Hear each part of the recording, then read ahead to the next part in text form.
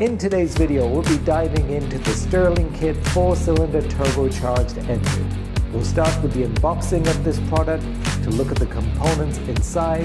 We'll go through some of the steps as to how to actually build it, and you'll actually see the product come to life.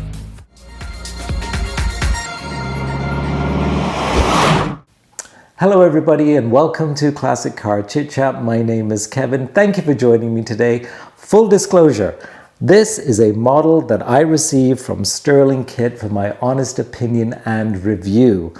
I will be saying for sure I am overwhelmed with the quality of this product, the material that they've used, the instructions that come with it. It is so much fun to do. I had an absolute blast building it for myself. This would be a fabulous project that you can do for yourself, with your children, with your grandchildren. The whole thing, I would say, takes anywhere from 3 to 4 hours. You could do it faster, but it's just so much fun to be had in doing it. The instructions, as I mentioned, are incredible, very well written. I actually made a video in terms of how to put it together, and I'll highlight some of the key steps that I took and some of the areas that I thought were a little confusing. Hopefully I can make it easier for yourself if you do choose it. The product that I got was the 4-cylinder engine. Stirling Kit makes a whole host of different types of products, including an 8-cylinder engine. There are many other projects that you can do as well. I'll definitely put a link in the description as to how you can get one of these for yourself. Not only that, if you use the link that I provide, then you'll also get an additional discount too. Definitely something that I would think about buying. Again, it is a fabulous project, very well made. I can't say enough good things about it, and this is my honest, humble opinion. Thanks for watching. Enjoy the rest of the video. All right, I am so excited. So again, I got this kit. It is from Stirling Kit. The model I have is DM111. In terms of assembly difficulty, this is about as hard as it gets. The box itself, when I received it, I was impressed because of the weight. Like, it weighs about 10-12 pounds alone. This again is the 4-cylinder engine. So let's unbox this so you too can see what you get. Oh wow. So what you get is a manual. We'll look at that later. Okay, let's look at the good stuff. So, oh, nice.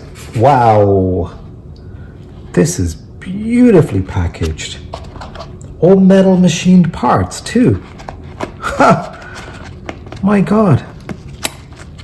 Look at all these. Plastic? No, it's all metal. Everything is marked here too with some sort of numbering. So obviously that will be part of the assembly. Oh, let's go to the second tray. Oh my, look at all this. Beautiful job. Beautiful. Impressive. Again, everything is numbered beautifully. Let's take this tray out. Oh, here's something interesting. This electric motor. So this is not a gas-powered unit. I do know that for a fact. It is, I guess this would have a battery somewhere that, look at this. Oh my, look at the weight of this. Wow, the whole block. Incredible. What's in here? Oh wow. Look at this. It's actually got a little speaker. My, oh my, oh my. Okay, let's put that back carefully. Look at the shock cams. Oh my Lord. As you can see, I'm excited. What are these things? So these, oh, all the screws and everything. And everything's numbered. So here, for example, M3, QX6 is a whole bunch of them. Okay. Oh, there's another one of these. How do you get this out? Let's pry this thing out. Just a second.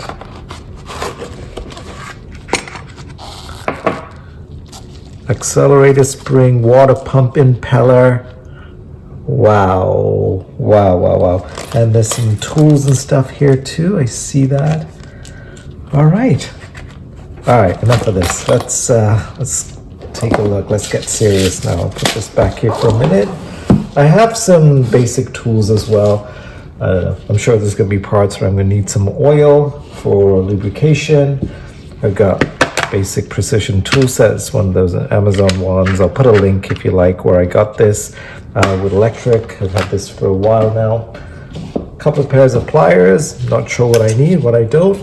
So maybe nothing. Let's find out. And I got a pair of these long nose things too. All right, let's have a look at this thing. So instructions. Oh yeah, some tips. Mount the screws diagonally in order. PT. Okay, we'll get to that at that some stage, I'm sure. How to mount the bearings the right way, the wrong way. Oh, where to put some grease as well. Interesting. Okay, so that is that. So that is the crankshaft joint assembly and the assembly piston, which should be part 31, which is that one here. There's 2 here, and there's another 2 right over there. So let's move this thing aside. I'm gonna put this pad here.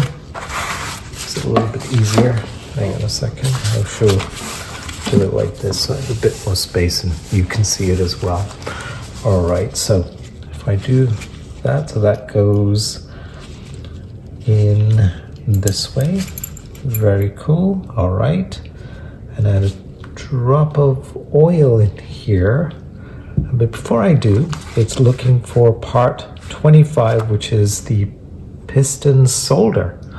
Piston solder. All right. Never heard it called that before, but I pull this out. Oh my! Look at that. Impressive. Okay, so let's move this aside for a minute. So now I need that, and then I'm just gonna find these first. So these are the circlips. So this is part 95. That makes sense now.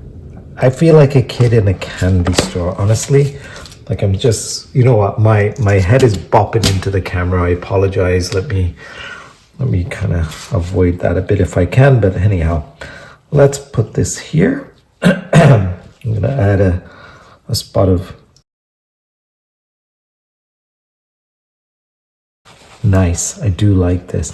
So basically there are 4 of these, so I'm just gonna do the other few here. So bear with me.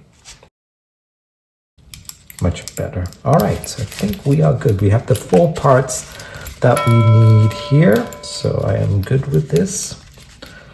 Right, let's put this aside. I'm gonna put these pins away for now. I don't want to lose any more. Right, so next part is installing the piston joints and the crankshafts. The good thing is you actually do learn some stuff here.